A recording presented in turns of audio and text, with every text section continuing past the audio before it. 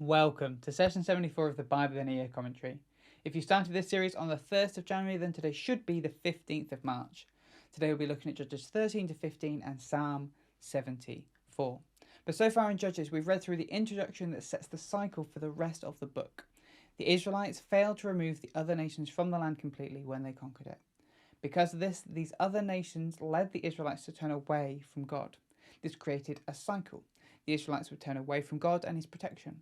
God would allow a foreign nation to come and oppress his people. The Israelites would then realize this mistake and turn back to God. God would send judges, tribal leaders to rescue the people and lead them back to him. And then the people would live in peace for a while before getting complacent and turning away from God again.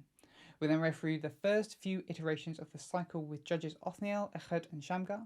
Each led the Israelites to defeat their enemies that oppressed them and then live in an extended period of peace. But for each, after they died, the Israelites once again turned away from God and back to their own desires. These were followed by Deborah, who along with a woman named Jael helped Israel defeat their Canaanite enemies. But then came Gideon, who wasn't as good a judge. He helped the Israelites defeat the Midianites and gave them 40 years of peace. But through it all, he often lacked confidence in God and was violent and oppressive to the people he was meant to lead. Gideon was followed by his son Abimelech, who was even more aggressive than Gideon. He killed all his brothers and then caused a civil war. Then we encountered Jephthah, who completely misunderstood the character of God and sacrificed his daughter to God. He then caused an even bigger civil war where 42,000 Ephraimites died. So let's carry on the story in Judges 13 to 15. We come to our final judge cycle. It starts off much like the rest. The people turn from God and God gives them over to the Philistines. In previous cycles, this is when the Israelites cry out to God to save them. But there's no mention of this here. The people no longer care enough to cry out to God. Instead, they decide to settle, to coexist with their neighbours. So God steps in and raises up a judge to deliver his people. This was missing from the last few cycles, so it's good to see God stepping back in. We spend a whole chapter on how the angel of God himself comes to a barren woman named Manoah and tells her she will have a child. Manoah finds herself in a similar scenario to Sarah and Rebecca, who were both barren and had God come and tell them they would give birth. Clearly now that God has decided to step back in, he's done so in a significant way. This judge is clearly going to be different. After all, this new judge is going to be a Nazarite.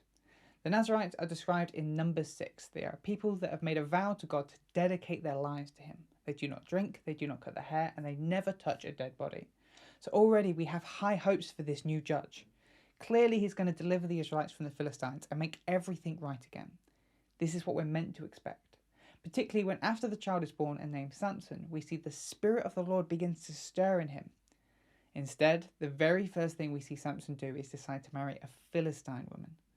God had specifically told the people in Deuteronomy 7 that they were not to intermarry with the surrounding nations, just in case they lead them to worship their gods instead. So not only is Samson not attacking and defeating the Philistines like the judge he's meant to be, he's much more interested in what he wants. And what he wants is to marry a woman he shouldn't be marrying. We read that God is still in this and is going to use this, but for the moment Samson is less of a judge and more of a petulant child. The first time Samson goes up to propose to his new bride, he kills a lion and leaves its body on the side of the road. The second time he goes up to marry her, he sees some bees had built a hive for themselves in the carcass of the lion. So he reaches inside and gathers up some honey for himself and his parents. But remember, as a Nazarite, he's not meant to touch a dead body, and definitely not meant to eat from it. He then makes a riddle for the Philistines, who cheat the answer out of his new wife. Samson immediately flies into a fit of rage, killing 30 Philistines from a nearby town. As a judge, Samson is clearly more of the same, proud and angry.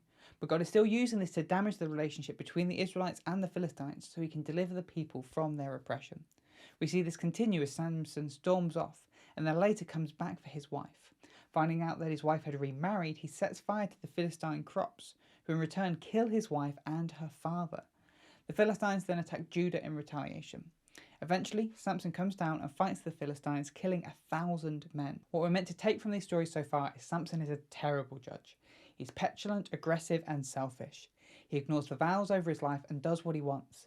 Yet despite this, God is still using it all to achieve his purposes. But that's Judges 13 to 15. Let's look at Psalm 74. This psalm is attributed to Asaph, one of King David's musicians. It falls into the category of lament psalm and is likely a reflection on what happened to Jerusalem when it was sacked and its people taken into exile. Here's a summary of the structure, but I would recommend checking out the written version of this commentary in the description to see the structure properly for yourself. So we have verse 1, a question. Verses 2 to 3, the request. Verses 4 to 11, the complaint. Verses 12 to 17, the declaration of trust. And then verses 18 to 23, the request. The psalmist starts with a question. Why did God let this happen? Why did he allow his people to be taken captive and led away? The psalmist then asks God to remember. Remember the people that he redeemed out of Egypt, and remember Mount Zion, the city of Jerusalem, where he set his presence amongst them. Remember these, and then visit those ruins that they are now. At this point, the psalmist falls into their complaint. God's enemies were able to enter God's temple and pervert it. Like lumberjacks, they were able to just chop down the temple, breaking apart. They burnt it down and mocked God's name. As for God's people, they no longer hear from God. There are no prophets to guide them. The psalmist asks God directly, how long? How long will God allow the enemies to win and prosper and not destroy them? And that the psalmist turns to declare trust in God. God is king, and he is working salvation across the earth.